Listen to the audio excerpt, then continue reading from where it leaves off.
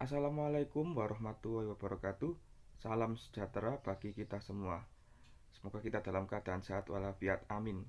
Pada kesempatan pagi hari ini, saya akan menjelaskan materi PPKN kelas 8 yang berjudul Nilai dan Semangat Kebangkitan Nasional dan Sumpah Pemuda tahun 1928 dalam Bingkai Bhinneka Tunggal Ika. Tujuan pembelajaran 1. Berbesar hati dalam menerima nilai dan semangat kebangkitan nasional 1908 dalam perjuangan kemerdekaan Republik Indonesia secara tulus. 2. Berperilaku menghargai martabat manusia di masyarakat sebagai pelaksanaan makna dan arti penting kebangkitan nasional 1908 dalam perjuangan kemerdekaan Republik Indonesia. 3. Menjelaskan perintis kebangkitan nasional dalam perjuangan kemerdekaan Republik Indonesia. 4. Menyajikan hasil telaah sikap tentang tokoh kebangkitan nasional dalam perjuangan kemerdekaan Republik Indonesia. B. Perintis kebangkitan nasional dalam perjuangan kemerdekaan Republik Indonesia. A. Budi Utomo. Pada 20 Mei 1908 berdiri sebuah organisasi pergerakan nasional pertama di Indonesia bernama Budi Utomo atas inisiatif Dr. Wahidin Soedirohoesodo yang bertujuan memajukan derajat bangsa. Dr. Sutomo sebagai pendiri dan RT Tirtokusumo sebagai ketua. Budi Utomo merupakan organisasi pertama di Indonesia yang bersifat nasional, berbentuk modern, yaitu organisasi dengan pengurus yang tetap, ada anggota, tujuan, dan program kerja. Budi Utomo didirikan oleh Dr. Sutomo pada tanggal 20 Mei 1908.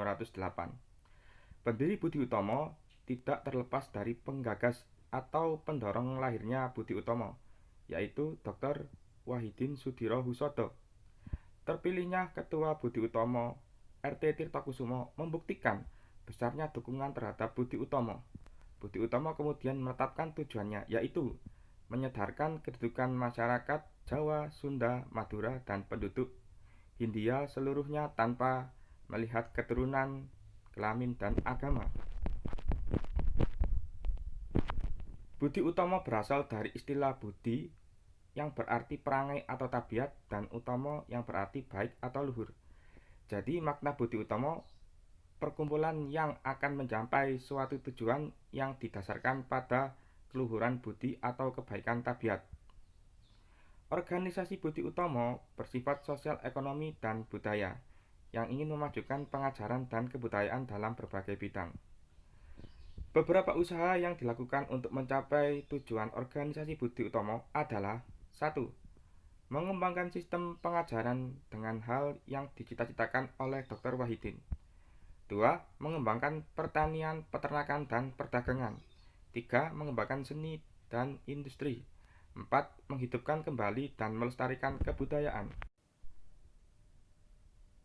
Pada tanggal 3 hingga 5 Oktober 1908, Kongres pertama di Yogyakarta, Budi Utomo ingin antara lain memajukan pendidikan pribumi. Keputusan pada Kongres pertama 1. Membatasi jangkauan gerak Budi Utomo hanya pada daerah Jawa dan Madura saja. 2. Organisasi Budi Utomo tidak akan melibatkan diri dalam kegiatan politik mengingat sifat dari organisasi tersebut adalah sosial, ekonomi, dan budaya mengakibatkan Cipto Mangunkusumo mengundurkan diri dari keanggotaan organisasi Budi Utomo. Budi Utomo melibatkan diri dalam kegiatan politik sejak tahun 1915. Saat itu ditunjuklah Dwijo Suwoyo sebagai perwakilan Budi Utomo untuk didelegasikan ke Belanda pada bulan Januari 1917. Kegiatan politik Budi Utomo juga terlihat ketika terbentuknya Volksraad atau Dewan Rakyat. Salah satu bukti bahwa Budi Utomo kemudian bergerak dalam bidang politik adalah menjadi organisasi politik moderat. Organisasi ini bersifat moderat, yaitu pergerakan yang menghindari tindakan kekerasan atau perilaku ekstrim yang ditandai dengan penerapan taktik kooperatif atau kerjasama terhadap penguasa kolonial. B. Sarekat Islam. Awalnya Sarekat Islam dibentuk dengan nama Sarekat Dagang Islam atau SDI. Didirikan oleh Tirto Adisuryo pada tahun 1909 di Batavia, yang dilatar belakangi oleh keprihatinan Tirto Adisuryo terhadap perdagangan pribumi yang kurang mampu bersaing dengan pedagang Tionghoa dan India. Keprihatinan tersebut diutarakan kepada Haji Samanhudi. Akhirnya Haji Samanhudi mendirikan SDI di Solo tahun 1911. Pembentukannya didasarkan pada agama, yaitu agama Islam, dan ekonomi, yaitu menghimpun dan memperkuat kemampuan para pedagang Islam agar dapat bersaing dengan para pedagang Tionghoa dan India. Dalam Kongres Serikat Dagang Islam yang pertama di Solo tahun 1912, atas usul Hos Cokro Aminoto, nama SDI diubah menjadi Sarekat Islam atau SI. Perubahan nama tersebut untuk memperluas ruang gerak organisasi sehingga tidak terbatas dalam bidang perdagangan saja, tetapi juga dalam bidang lainnya. Pada tahun 1913, Sarekat Islam mengadakan kongres pertama di Surabaya. Hasil kongresnya adalah mengangkat Hos Cokro Aminoto sebagai ketua terpilih. Sejak SI dipimpin oleh Hos Cokro Aminoto mengalami perkembangan yang pesat. Perkembangan yang pesat tersebut didorong oleh beberapa faktor, antara lain: 1. Tumbuhnya kesadaran atas sebuah bangsa. 2. Terdapatnya sifat kerakyatan dan dasar agama Islam. 3. Meningkatnya kemampuan pedagang Islam untuk bersaing dengan pedagang Tionghoa. 4. Keterlibatan dan campur tangan para ulama dalam segala kegiatan SI. Pada tanggal 17 hingga 24 Juni 1916 diadakan Kongres SI Nasional pertama di Bandung. Kongres pertama ini dihadiri oleh 80 orang yang merupakan perwakilan dari 80 cabang SI.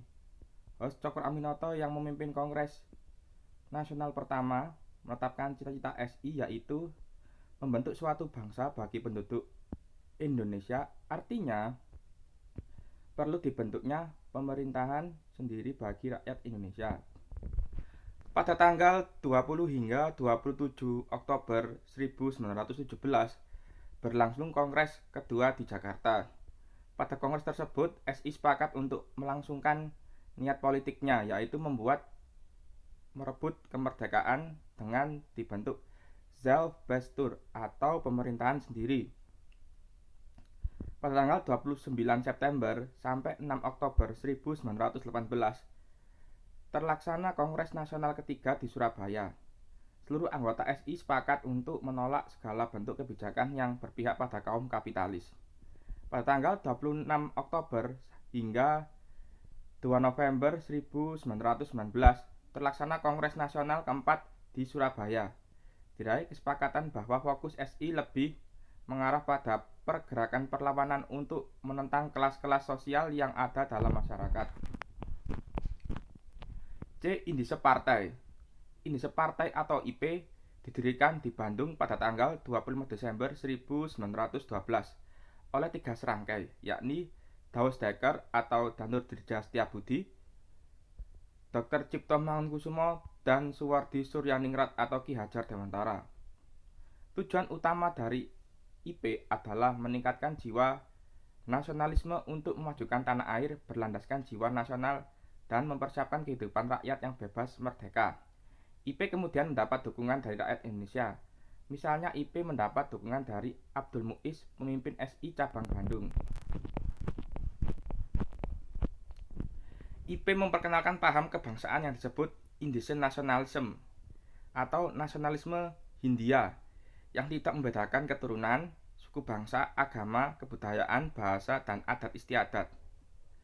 IP merupakan organisasi yang ingin adanya kerjasama antar orang Indo dan Bumiputra. Untuk mencapai tujuan dari IP, terdapat beberapa upaya yang dilakukan oleh 3 serangkai, antara lain: A. Menyerapkan cita-cita nasional Hindia.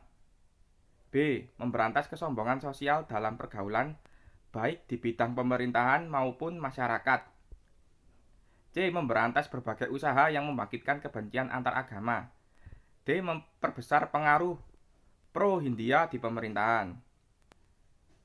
E. Berusaha mendapatkan hak bagi semua orang Hindia. F.